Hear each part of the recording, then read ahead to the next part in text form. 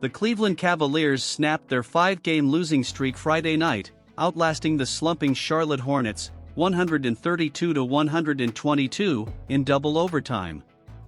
It's Cleveland's first win since November 6. Charlotte has now lost 10 of its last 11. This game had no business going into OT, let alone 2 of them. The Cavaliers led by a game-high 16 points in the second half. They were ahead for 51 of the 58 total minutes. Twice led by double digits in the final 2 minutes of regulation, up by 10 at the 1:45 mark of the fourth quarter, and then 10 again with 52.4 seconds remaining. The crowd thought it was over.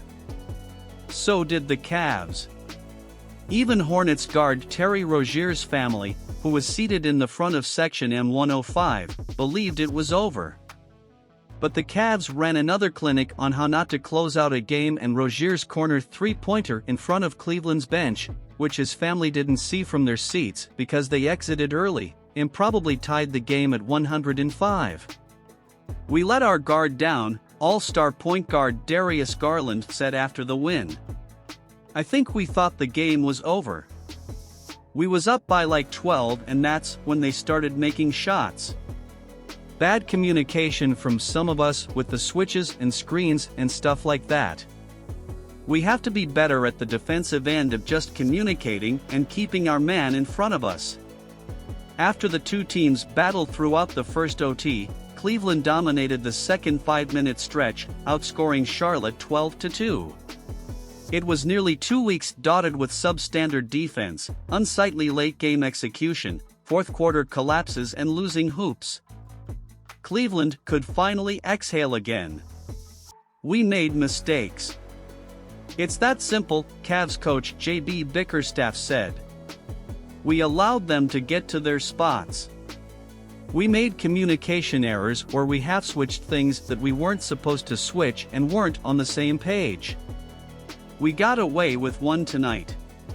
Sensing his team needed a jolt, Bickerstaff made a change to his starting lineup Friday night, swapping out score-first swingman Karis LeVert for rugged defender Lamar Stevens. The move was, in part, designed to help the slipping Cavs rediscover their lost defensive identity. It worked. For most of the night anyway. The Cavs increased the on-ball pressure while playing with an enhanced physicality and sense of purpose. They jumped out to a big early lead, doubling up Charlotte 28-14 by the end of the first quarter. The 14 points were the lowest scored by an opponent in any quarter this season, as Cleveland held the Hornets to 5 made shots in the first 12 minutes. It's the kind of effort that had been missing for more than a week. And the Cavs continued it over the next few quarters, taking a 12-point advantage into the fourth. But finishing was also problematic during the vexing recent stretch. Why would Friday be any different? The Hornets pulled within 5 at the 5:36 mark of the fourth quarter, as murmurs filled the arena and Bickerstaff called timeout. He reinserted his starting quintet: Garland, Donovan Mitchell, Evan Mobley, Jarrett Allen, and Stevens, hoping they could close the game. But Charlotte turned it into a one-possession game about 2 minutes later. The Cavs responded with 3 consecutive late clock buckets, one each from Garland, Mitchell, and Stevens. Those seemed to be the daggers until the team's puzzling late-game decision-making returned and the Hornets drilled a trio of triples in the final minute, cutting the lead to just 3 with 18.8 seconds left. The crowd was stunned. Veterans on the bench Kevin Love, Robin Lopez, and Ricky Rubio were trying to uplift the players who were likely having nasty flashbacks to Los Angeles, Sacramento, and Golden State, when the Cavs were leading or tied in the final 3 minutes before failing each time. With Charlotte denying both Garland and Mitchell, the ensuing inbounds pass went to Allen, who couldn't hold on, getting the ball ripped away by P.J. Washington. Even though Washington missed a game-tying three-pointer, there was a scramble for the rebound and the possession ended with a jump ball that Charlotte controlled. During the timeout, Hornets coach Steve Clifford designed a brilliant play for Rozier, the explosive guard who played his high school ball at Shaker Heights. Rozier buried it and silenced the crowd. Another late-game disaster. But the Cavs regrouped in just enough time.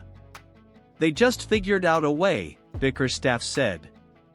Everybody who was on the floor made a play. It was shots, it was stops, it was rebounds, assists. I just thought that there was a will and a determination. Sometimes it comes to this. Sometimes you just have to get it done, and it's gonna be ugly. But you can learn from it. Now it's off your back, and you can just keep pushing forward. Garland scored a game-high 41 points, including 10 of the team's 15 in the first OT. Mitchell chipped in with 34 points and 6 assists. You need to be put in those situations, you need to go through them, you need to fail, honestly, to find what isn't working in order to succeed, Mitchell said. I'm not the happiest with the fact that we had 2 overtimes, but in the same token, you've got to be patient. We'll all be better, and I'll be better myself. Youngster Evan Mobley recorded a double-double, scoring 21 points and grabbing 18 rebounds. He also had 5 assists, 2 blocks. Also had a critical defensive stop against Rozier at the end of the first OT, giving the Cavs a chance that it seemed they weren't going to get. Allen, who missed the previous 2 games because of ankle soreness and a non-COVID-related illness, finished with 20 points, 12 boards, and 4 blocks in 46 minutes. The Hornets were led by Kelly Oubre Jr., who fouled out early in the second OT period. He had 34 points. Rozier and Washington scored 28 apiece. Cleveland nearly snatched defeat from the jaws of victory Friday night. That's just how things have been going for this team recently. But at this point, the Cavs will take any win they can get. The ugly ones count the same. It was dirty. It was ugly. But it was great, Garland said with a wry smile.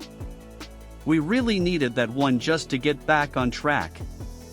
I'm happy we got it back at home. Had the energy. Had the crowd behind us. It was good. It felt good. Prior to the game, Bickerstaff elaborated on the knee issue that has sidelined versatile forward Dean Wade for the last 4 games, saying Wade has an infection in his right knee that requires antibiotic treatment. Just kind of have to wait and let them set in and do their thing, Bickerstaff said. He is progressing, but it's not something you can control. You can't dictate that it's 2 days or 3 days or what have you. Just a matter of when the medicine sets in and he's able to do the things he is capable of doing. Putting weight, running, jumping on it right now is painful for him. Just have to be patient a bit. The Cavs will continue their homestand against the Miami Heat on Sunday night. Tip-off is set for 7 p.m.